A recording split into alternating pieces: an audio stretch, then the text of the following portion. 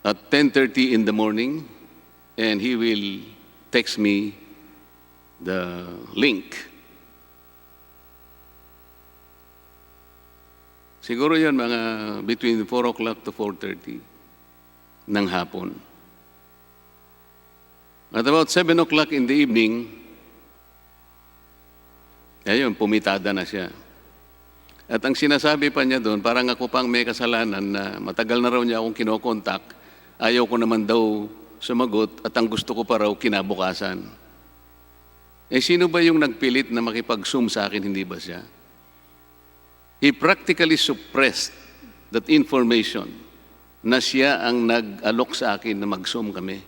At pumayag naman ako, believing that that is the best way to reconcile those things. Ganun pa man, bumanat na siya ng alas 7, was still waiting na